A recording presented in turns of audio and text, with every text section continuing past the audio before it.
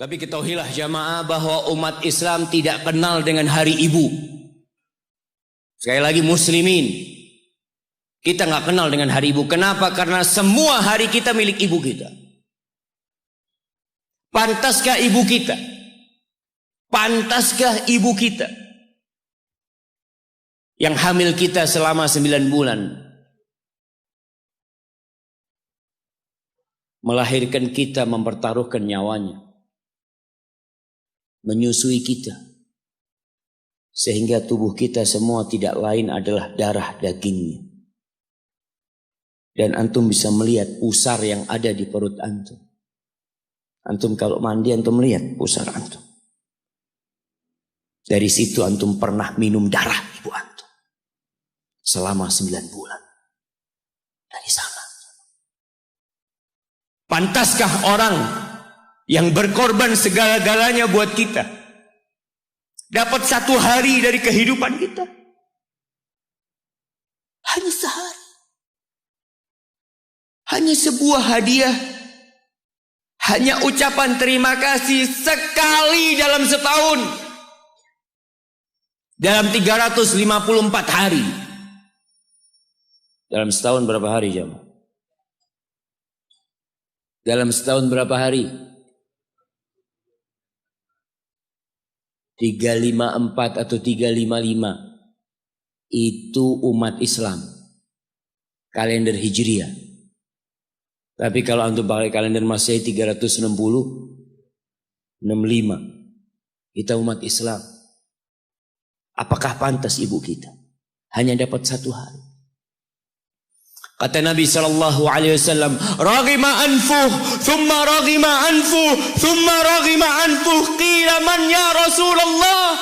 Celaka itu orang, sengsara itu orang, penuh dengan debu hidungnya itu orang.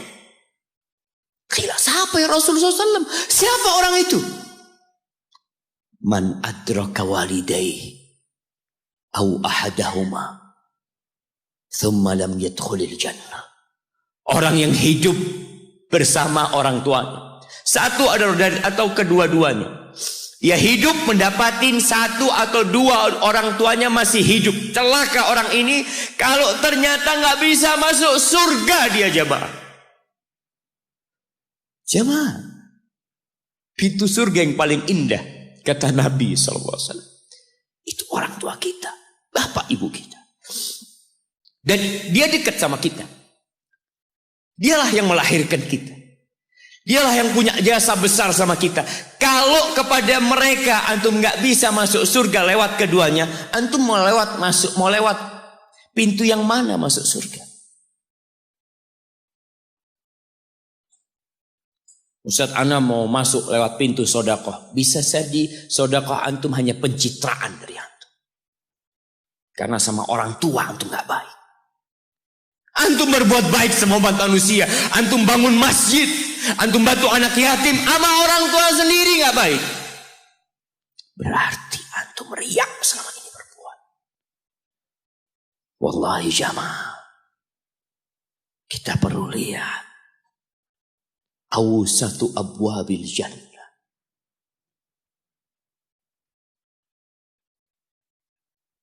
Kata Abu Darda, sami'tu Rasulullah sallallahu alaihi wasallam yaqul. Aku mendengar Rasulullah SAW bersabda, al-walid awsatu abwabil jannah. Orang tua itu pintu surga yang paling indah. Fa in syi'ta fa'adi dzalikal bab aw ihfazhu. Kalau engkau mau, engkau buang itu pintu. Kalau engkau mau, engkau jaga itu pintu. Wallahi jamaah, enggak main-main urusan berbakti sama orang tua. Sebagian umat Islam hidup dengan gaya orang-orang kafir. Memang di barat itu, ya mungkin gak semuanya. Itu anak kalau umur 18 tahun itu sudah bebas. Dia mau berbuat apa, orang tuanya tidak bisa intervensi. Makanya kadangkala ya ada umat Islam di sana jamaah. di Amerika. Anak punya teman dia lagi ziarah ke rumah temannya dari Jamaika.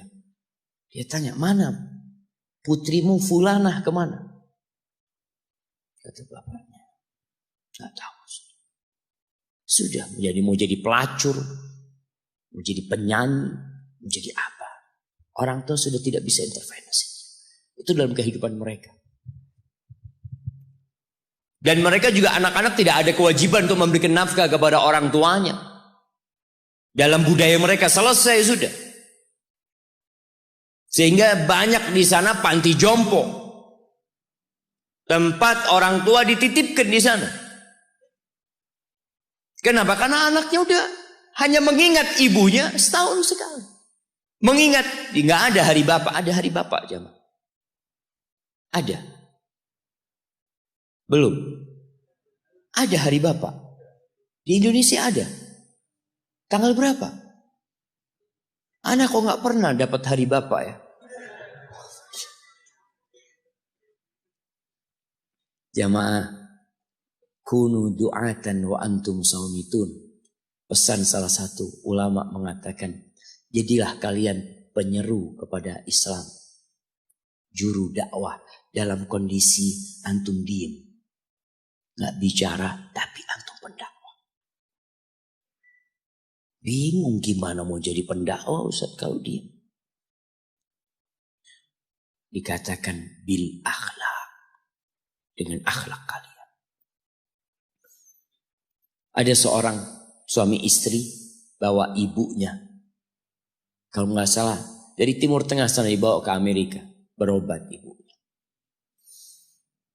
Itu yang perempuan itu istrinya. Itu nangis terus jagain ibunya. Di ruang ICU dia nunggu di luar. Dia tungguin ibunya. Suaminya kadang-kadang keluar.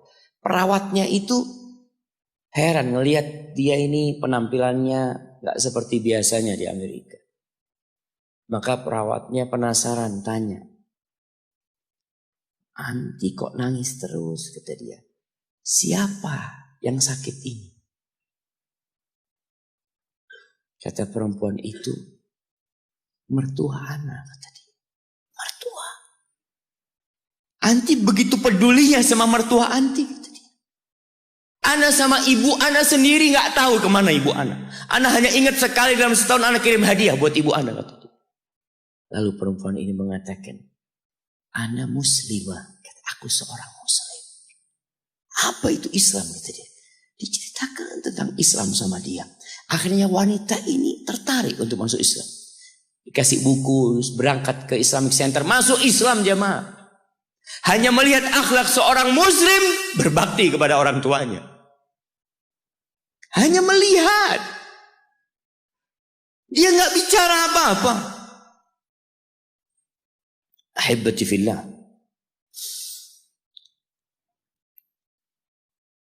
Di surat Al-Ahqaf ayat 15. Surat Al-Ahqaf ayat 15. Nanti dibaca. Karena kita itu disuruh membaca sama Allah. Iqra. Dan alhamdulillah semua bisa bawa Quran. Walaupun tidak dalam mushaf, tapi dalam HP-nya. Itu semua punya. Coba yang punya HP dibuka. Buka HP-nya. Malu kalau ada muslim punya HP, nggak ada aplikasi Al-Quran di dalam. WhatsApp ada, YouTube ada, Facebook ada, game ada. Quran ada. Quran terjemahan. Di mana Pak Ustaz? Download Quran terjemahan, subhanallah. Seharusnya pertama antum beli HP yang di-download adalah Al-Quran. Allah mengatakan, wa wassaynal insana biwalidayhi ihsana. Kata Allah, kami mewasiatkan kepada manusia, memerintahkan kepada manusia agar berbuat baik kepada kedua orang tuanya. Jadi yang nyuruh antum berbuat baik itu bukan paman antum, bukan ustadz, tapi Allah. Allah perintahkan kepada kita untuk berbuat baik sama orang tua. Walaupun orang tua antum kafir. Ada sebagian pertanyaan yang kadang-kala datang mengatakan, Ustadz, anak ini dibuang sama orang tua anak dulu, Ustadz. Anak punya bapak menceraikan ibu anak. Ibu anak akhirnya bekerja, bapak anak bekerja, anak dititipkan ke kakek dan nenek. Sekarang ketika anak sukses, bapak ibu anak ingin anak berbakti sama dia. Subhanallah, yang nyuruh antum berbakti bukan bapak ibu antum, tapi yang menciptakan antum yang nyuruh antum berbakti. Cukup tubuh antum itu berasal dari darah orang tua antum. Lalu antum berpikir gak mau berbakti sama orang tua. Yang orang tuanya jahat sama dia, merasa dizalimin sama orang tua. Orang tua anak pilih kasih, Ustaz. Orang tua anak seperti ini, seperti itu. Iya, seburuk apapun orang tuamu, tetap itu orang tuamu. Dan Allah nyuruh kamu berbuat baik sama orang tua. Wallahi jamaah, ada seorang syekh cerita dalam salah satu ceramahnya, cerita tentang seorang dokter perempuan di sana, di Arab sana. Ada seorang anak lelaki bawa ibunya masuk ke dokter ini, subhanallah. Ibunya ini gila. Anak-anak muda belum nikah, dia bawa ibunya. Nanti ibunya tersenyum sendiri, ketawa sendiri. Masuk ke ruang dokter itu, mejanya dokter diputerin sama ibunya. Anaknya minta maaf, ya dok, kata dia.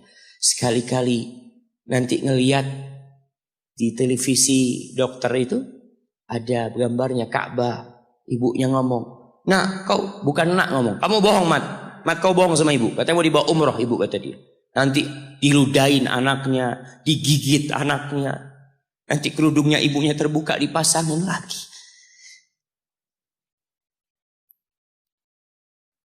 Itu dokter tanya sama anaknya, ini siapa? Ibu anak, kata dia. Sejak kapan dia seperti ini? Sejak lahir. Loh, terus gimana engkau bisa lahir? Iya. Sama kakek anak, ibu anak dinikahkan.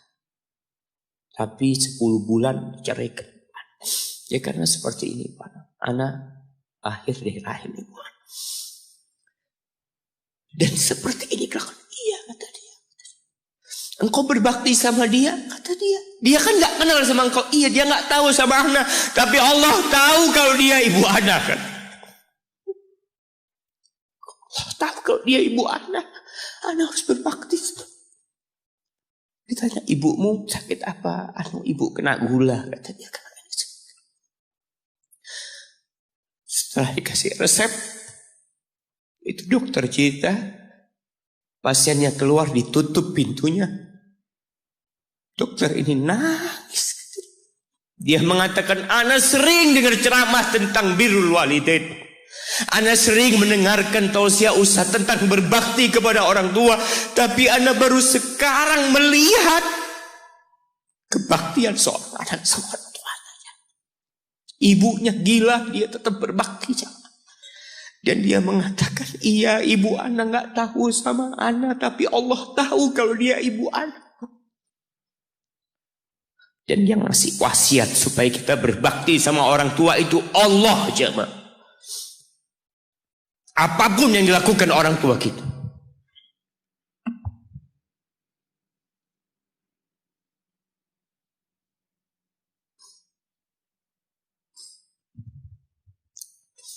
Apalagi ibu.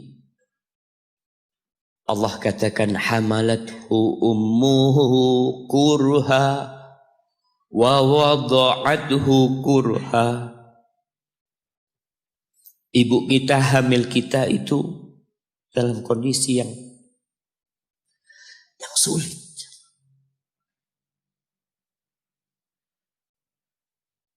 Ada ibu yang harus bed rest demi anaknya lahir.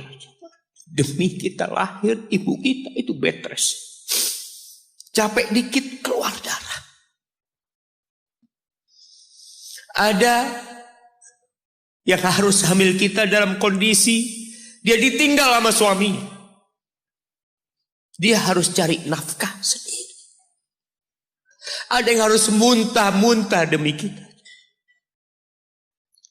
Allah. Lalu kita berdiri buat ibu kita. Capek. Diceritakan seorang. Ya kita semua tahu ceritanya. Tentang 3 orang yang masuk ke dalam gua. Kemudian gua itu tertutup dengan batu yang menggelinding. Lalu mereka bertawasul dengan amal soleh mereka. Salah satunya yang mengatakan, Ya Rabbi, Allahumma, Ya Allah, aku punya 2 orang tua. Aku punya 2 orang tua. Yang aku senantiasa memberikan susu kepada keduanya sebelum keluarga yang lain minum susu. Dia sudah menikah, dia punya istri, punya anak. Pada suatu hari ya Allah, aku kejauhan cari rumput. Sehingga aku balik dalam kondisi orang tua sudah tidur. Maka aku pereskan susu buat keduanya ya Allah. Allah tahu, tapi dia mau cerita sama Allah. Dia ingin tawasul dengan amal soleh dia. Lalu aku taruh di wadah. Aku datang ke bapak ibuku, mereka tidur. Maka aku berdiri di hadapan kedua. Jamaah, bukankah bisa dia taruh di sebelah meja ibunya susu itu? Dia ambilkan meja, taruh di sana, dia bisa tidur. Dia sudah berbakti sama orang tuanya dengan seperti itu. Tapi anak ini tidak. Aku berdiri, ya Allah, aku gak ingin membangunkan keduanya. Dan aku terus berdiri, aku pegang itu susunya. Sampai mau subuh bangun, aku serahkan kepada kedua. Anak-anaknya nangis minta susu. Kata dia, lah, sampai bapak ibu aku minum. Kalian jangan minum. Kita kadang-kala sudah menikah lebih peduli sama istri kita. Lebih peduli sama anak-anak kita. Nggak ada hadis yang mengatakan anak itu pintu surga, jemaah. Yang ada itu orang tua pintu surga. Kita peduli sama anak-anak kita. Beli oleh-oleh buat istrinya. Ditelepon istrinya mau apa, kepingin apa. Pernahkah engkau telepon ibumu? Tanya Umi kepingin apa Umi? Ana lagi dalam perjalanan Umi. Jamaah. Itu anak Masya Allah. Dia berdiri. Kenapa dia kuat jamaah? Karena dia tahu Allah yang nyuruh dia berbakti. Mungkin tidak ada yang melihat berdirinya dia. Tapi Nabi ceritakan berdirinya dia. Dari malam jamaah sampai pagi. Berapa jam dia ingat ibuku hamil aku 9 bulan. Capek. Ana semakin tahu dengan tugas besar seorang ibu dan pengorbanan seorang ibu. Setelah Ana menikah. Setelah Ana tahu bagaimana istri Ana hamil. Ketika dia harus tidur gak enak. Makan muntah. Muntah aja Ana melihat istri Ana sampai lemas dia. Ana ingat begini ibu Ana hamil. Lalu kita lupa jemaah. Kita sok sukses. Mungkin engkau lebih sukses dari orang tuamu. Tapi kalau enggak ada bapak ibu, engkau enggak akan pernah lahir di muka bumi. Allah ceritakan ibunya hamil dia. Wa wada'athu kurha. Dan melahirkannya dalam kondisi sulit. Kadangkala perut ibu kita itu disobek. Demi kita keluar dari perut ibu kita. Antum meninggalkan luka di ibu. Itu dijahit Kalau antum anak ketiga, Allahu Akbar. Berapa kali dibelah perut ibu kita coba. Tubuhnya jadi jelek gara-gara kita. Tapi dia nggak peduli, yang penting antum lahir dengan selamat. Kalau ibu kita dikasih pilihan, ini nggak bisa diselamatkan dua-dua. Salah satunya akan meninggal dulu. Kira-kira apa kata ibu antum? Iya, nggak apa-apa dok, selamatkan bayinya dok. Nggak apa-apa dok, biar dia lahir dok. Subhanallah. Berapa banyak ibu yang meninggal dunia ketika dia melahirkan anak. Wa hamluhu wa fisaluhu 30 syahra. Hamilnya dan menyusuinya itu 30 bulan.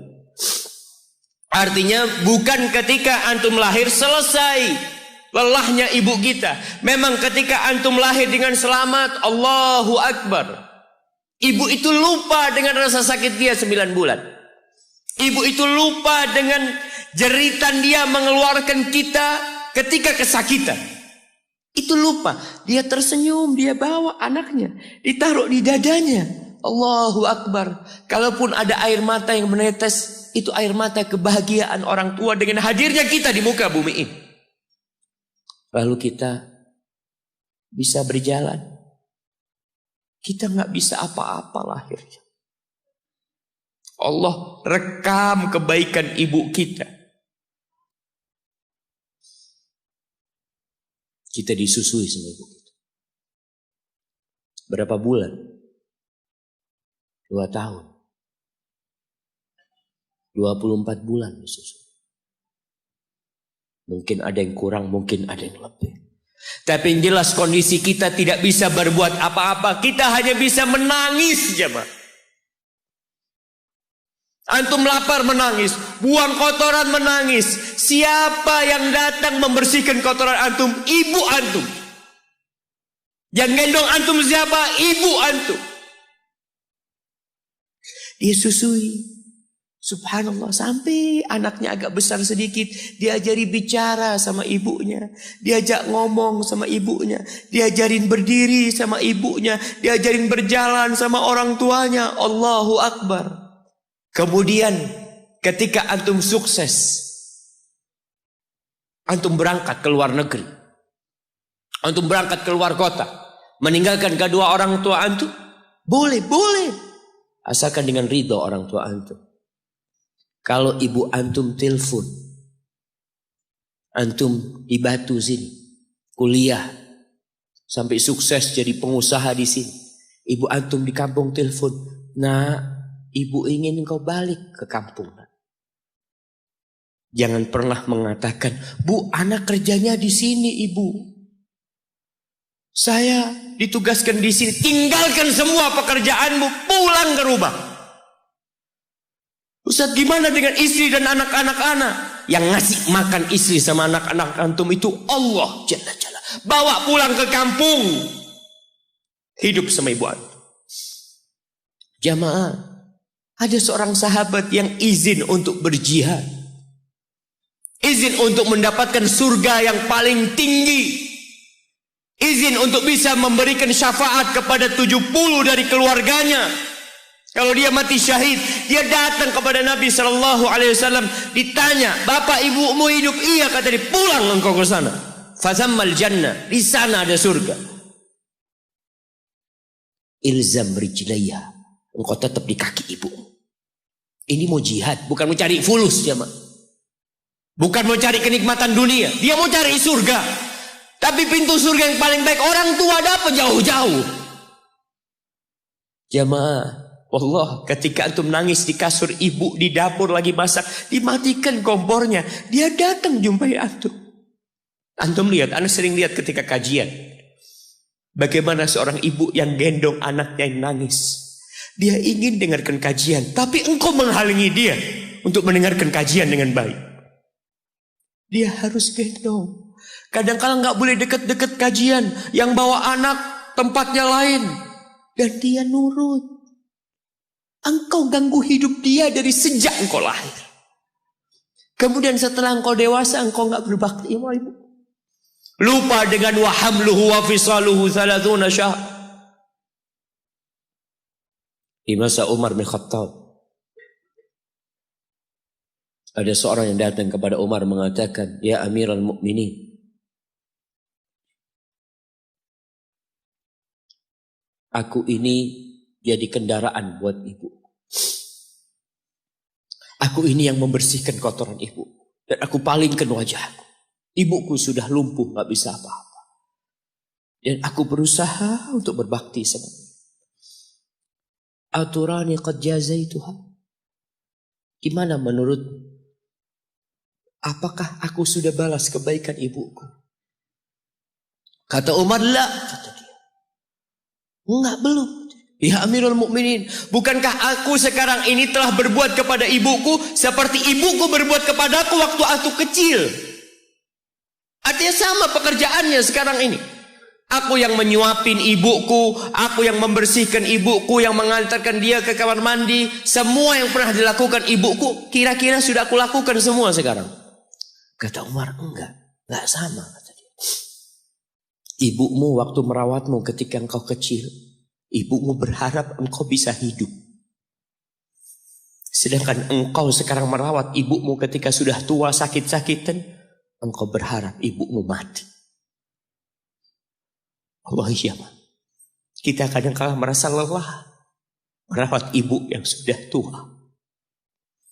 Merasa kadang-kala, ya Allah, kalau ibu ini meninggal insya Allah lebih baik. Antum mau istirahat. Allah, iya, belum. Suatu hari tatkala Abdullah bin Umar tawaf, ada seorang yang menggendong ibunya. Sambil dia bersenandung mengatakan, "Inni anal ba'iru hal mudhallalu in udhirat rikabuha lam udhar." Aku ini adalah tunggangan ibuku yang taat dan patuh. Kalau tunggangan-tunggangan lain itu dikagetin, kaget. Aku tidak pernah membuat ibuku kaget di atas punggungku. Lalu bertemu dengan Abdullah bin Umar bin Khattab. Dia bertanya, "Kira-kira aku sudah balas enggak kebaikan ibuku? Aku ini bawa ibuku dari Yaman. Dari Yaman. Mungkin 2000 kilometer. Dia gendong ibu. Sampai melaksanakan ibadah haji semua dia di punggung, ibunya di punggungnya. Dia tanya, aku sudah balas enggak kebaikan ibuku?" Apa kata Abdullah bin Umar bin Khattab? "Wala bi talqatin min talaqat." Rasa sakit ibumu ketika dia mengeluarkanmu, yang ibu itu kesakitan, satu rasa sakitnya belum engkau balas. Bagaimana dengan kebaikan dia yang lainnya? Tapi engkau telah berbuat baik kepada ibu. Maka kita nggak boleh merasa sudah berbuat baik sama ibu kita. Apalagi merasa sudah balas budi. Na'udzubillah min dzalik. Ridallah fi ridal walidain. Keridhaan Allah bergantung kepada keridhaan orang tua kita. Wa sukhtullah fi sukhtil walidain. Dan kemurkaan Allah bergantung dengan kemurkaan kedua orang tua kita. Wa an a'mala salihan tardah. Bantulah hamba untuk beramal soleh yang kau ridhain. Wa aslih li fi dzurriyyati. Dan perbaiki aku di anak keturunanku, ya Allah. Jamaah, balasan untuk orang yang berbakti kepada orang tuanya kontan Allah bayar di dunia sebelum di akhirat. Balasan buat orang yang durhaka sama orang tuanya kontan nih dibayar di dunia sebelum di akhirat. Ma min dzambin ahaqqu an yu'ajjilallahu lahul uquba fid dunya ma'a ma yudakhiru lahu fil akhirah minal baghi wa qati'atir rahim. Wa fi riwayah wal uquq.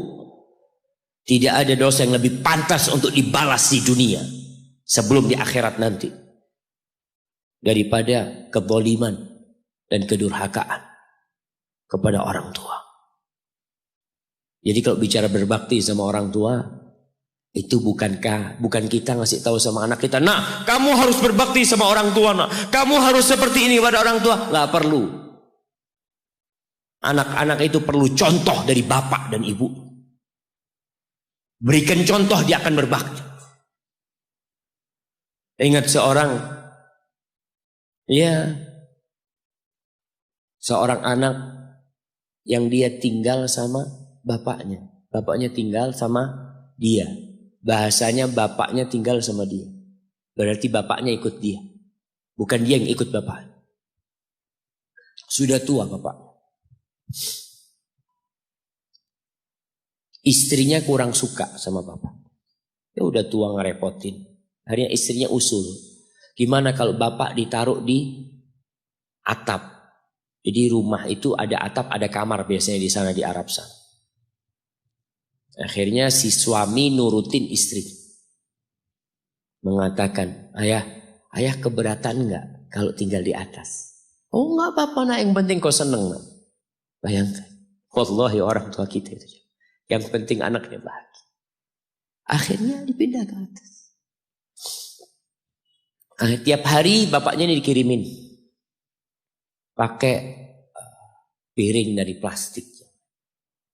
Plastik apa seng nggak lupa. Kirimin ke atas makan ya, nanti bajunya dicuci. Pokoknya nggak kumpul sama cucu-cucunya aja. Seakan-akan diasingkan di sana. Sampai meninggal dunia. Sudah meninggal, selesai. Orang itu kalau orang tua yang meninggal selesai, sudah beban hidup dia. Padahal itu pintu surga yang sudah ditutup buat antum. Maka sebagian ulama ketika ibunya meninggal menangis. Ditanya, kenapa engkau menangis seperti ini, kata dia. Gimana aku tidak menangis, pintu surga terbaik udah tertutup buat aku, kata dia. Udah selesai. Aku belum berbakti sama dia sudah meninggal. Akhirnya ketika meninggal dikubur, bapak anaknya ini mau bersih-bersih kamar bapaknya. Bersama anak dia. Bersih-bersih, sudah dimasukin kantong hitam ya. Macam-macam. Ketika piring tempat anaknya ini ngirim makanan buat bapaknya. Mungkin cucunya juga ngirim buat bapaknya. Mau dibuang. Kata anaknya, ayah, jangan ayah. Buat aku ayah. Kata dia. Kenapa nak? Buat apa piringnya? Iya ayah. Nanti kalau ayah sudah tua, aku akan pakai ini buat ayah. Anak kecil nggak tahu apa-apa aja. Dia pikir itulah berbakti sama orang tua. Dia ingin mengulangi apa yang dia lihat, dia ingin praktekkan sama bapak. Bukan karena dia ingin durhaka, bukan. Karena dia berpikir itulah kebaktian jemaah. Ketika si anak ini melihat anaknya mengatakan itu, dia nangis dia jemaah. Dia ciumin baju bapaknya yang ada di sana. Selesai sudah jemaah. Selesai. Pintu surga itu sudah ditutup buat antum. Maka nggak perlu antum kasih ceramah anak antum tentang berbakti. Antum minta sama Allah, perbaikin di anak keturunanku ya Allah. Iya. Agar mereka berbakti, bermanfaat. Buat kedua orang tuanya, buat negeri ini, buat agamanya. Tapi tidak hanya dengan omongan. Kalau seorang ayah suka duduk sama ibunya, pijetin kaki ibunya. Antum suka ambilin sandal buat bapak antum. Kadang-kala kan orang kalau pakai sandal masuk rumah itu sandalnya ngadep ke rumah. Antum suka belokin. Antum keluar dari masjid, sandal bapak antum lurusin. Antum gak usah suruh anak antum lakukan itu sama antum. Dia akan lakukan itu sendiri. Birrul walidain, berbakti kepada ibu khusus. Itu bukan ceramah yang disampaikan. Bukan pidato yang disampaikan oleh seorang orator. Enggak. Tapi sesuatu yang kita praktekkan dalam kehidupan. Inni tubtu ilaika wa inni minal muslimin. Ya Allah, aku taubat ya Allah. Aku mohon ampun kepadamu. Aku termasuk orang-orang yang berserah diri kepada. Jamaah, man ahqun nas bi husni sahabat. Siapakah manusia yang paling pantas mendapatkan kedekatan kita sama dia? Sahabati. Bukan hanya servis dari kita, tapi pendampingan dari kita. Kita lebih sering duduk sama sahib-sahib kita. Ini ketika sahabat bertanya, siapa ya Rasul sallallahu alaihi wasallam? Qala ummuk, ibumu. Qultu thumma man? Setelah ibu siapa? Ummuka, ibumu lagi. Qultu thumma man ya Rasulullah? Iya, aku tahu ibu. Kemudian ibumu lagi. Qultu thumma man? Thumma abuk, baru bapakmu, baru orang yang dekat lainnya. Bayangkan Rasulullah sallallahu alaihi wasallam ya, sampaikan ini kepada ya aktivis gender yang mengharapkan persamaan lelaki dengan wanita. Di dalam agama kita wanita diletakkan 3 kali di atas laki-laki dalam kebaktian. Bukan sama bapak, tidak. Maka bapak jangan pernah iri ketika melihat anaknya lebih cinta sama ibunya, lebih berbakti sama ibunya, karena itu syariat Allah Jalla Jalaluh. Iya, kita tetap berbakti sama bapak kita. Tapi ibu kita, kenapa kok ibu 3 kali? Bapak tidak ikut hamil. Rasa lelah ibu tidak pernah dirasakan bapak. Bapak tidak ikut melahirkan. Dia tidak pernah merasakan rasa sakit melahirkan. Bapak tidak pernah menyusuin. 3 ini pekerjaan ibu. Sehingga ibu dikasih tempat yang lebih tinggi. Bihusni sahabati. Dengan pendampingan kita. Dengan kebaikan kita. Ibu kita. Maka berusaha jamaah untuk sering-sering kumpul sama ibunya. Tadi kalau antum keluar kota, Masya Allah jamaah, Anda bertemu dengan seorang lelaki yang sudah tua dia. Hampir 60-an. Ketemu di pesawat dari Jember ke Surabaya. Dia datang, dia cium tangan anak ngomong, afwan nih kata dia. Anak yang lebih pantas cium tangan antum, anak ngomong. Dia cerita, Ustaz. Anak itu sering dengar ceramah Ustaz, tapi nggak peduli. Sampai suatu hari, anak dapat kiriman video tentang berbakti sama ibu. Anak punya ibu sudah 70 tahun Ustaz, ada di Jember. Anak kejar di Jakarta. Anak ingin ibu ke Jakarta, ibu nggak tahan, ibu minta di Jember. Anak minta ridhonya, ibu ridho, anak tetap kerja di Jakarta. Anak dulu pulang Ustaz, ya kalau ada acara, ada yang menikah, Idul Fitri, Idul Adha pulang. Tapi sekarang sejak anak mendengar ceramah Ustaz tentang berbakti sama ibu, anak sebulan 3 kali pulang ke Jember Ustaz. Duit bisa dicari, tapi ibu kalau mati, antum akan menyesal. Antum gak bakal ketemu lagi. Akan datang satu saat antum hanya ingin melihat wajah ibu antum. Gak ada lagi. 3 kali dia jamaah. Jangan takut duit antum habis untuk berbakti sama ibu. Jangan berpikir kalau uang untuk beli tiket terus Ustaz habis. Ya Allah, antum gak percaya sama Allah. Rasul SAW mengatakan, Man ahabba ayyubsata lahu fi rizqih wa yunsa' lahu fi athari falyasil rahimah.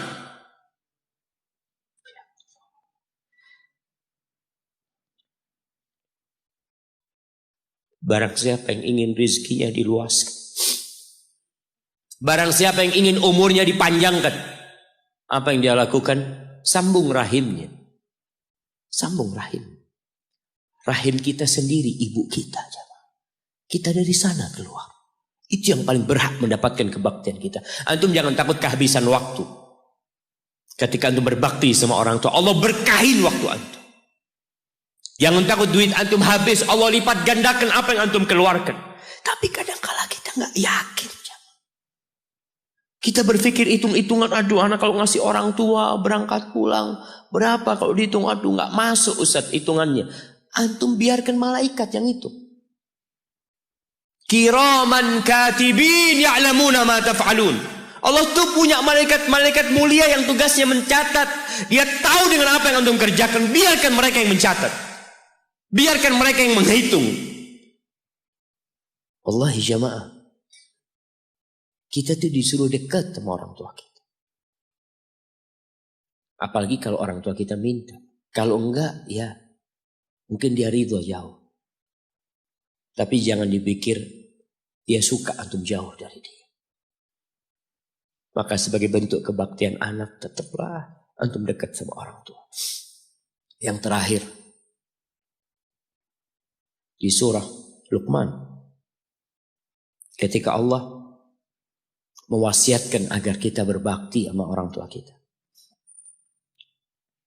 Lalu Allah mengatakan, wa in jahadaka ala an tusyrika bi ma laysa laka bihi ilm fala tuti'huma.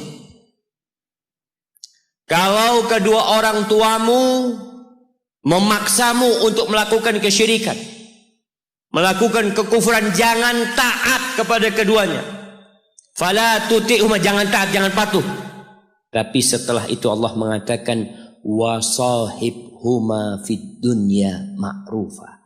Sahibhuma, jadikan orang tua antum sahib antum. Temanin dia, jangan ditinggal. Kebanyakan di antara kita berkata, Ustaz, abah ana belum dapat hidayah, ibu ana belum dapat hidayah. Pertanyaannya, antum hidup di mana, ibu antum hidup di mana? Ana hidup di Jakarta, ibu ana hidup di kampung, orang tua ana hidup di kampung, antum setahun kali pulang. Kata Allah, sahibhuma fid dunya ma'rufa. Ini yang kafir. Temanin keduanya dalam kondisi penuh dengan kebaikan.